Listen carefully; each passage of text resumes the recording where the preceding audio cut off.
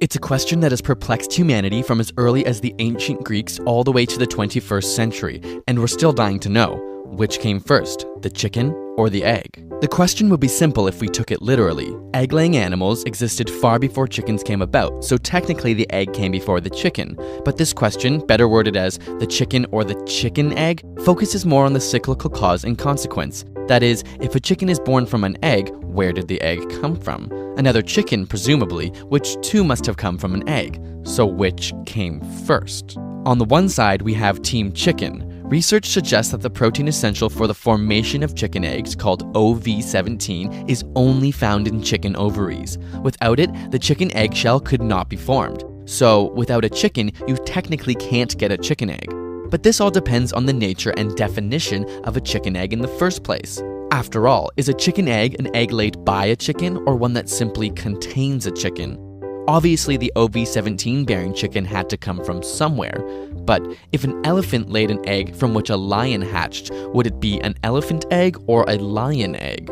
This leads to the other side of the story, Team Egg. During reproduction, two organisms pass along their genetic information in the form of DNA, but the replication of this DNA is never 100% accurate and often produces minor changes for the new organism. These small mutations in DNA over thousands of generations create new species, but these genetic mutations must occur in the zygote or initial cell. So, a creature very similar to a chicken, which we could call a proto-chicken, would have mated with another proto-chicken, and because of a small genetic mutation, created the first chicken, which grew in an egg.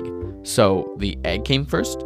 Well, Team Chicken might argue that this was simply a chicken growing inside of a proto-chicken egg. However, no one mutation can ever really constitute a new species. Even though we humans like to classify all creatures into different groups and names, this is based on how things currently are and not how they were millions of years ago.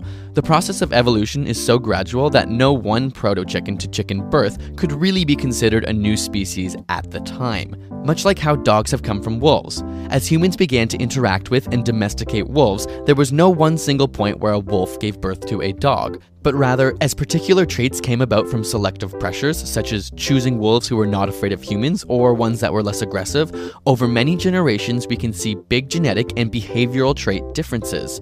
So, where does this leave us? We're left with two scenarios. Some early egg-laying species gradually led to the creation of the proto-chicken, which laid proto-chicken eggs. In one of these eggs, there was a mutation causing a slight change in selective advantage, and this was ultimately the first chicken, which then went on to lay chicken eggs. In this case, the chicken technically came first. Or we have a proto-chicken which gave birth to a chicken inside of what we would classify as a chicken egg, and as such, the egg came first. Which brings us back to the nomenclature and question of what is a chicken egg, which is a fairly meaningless question.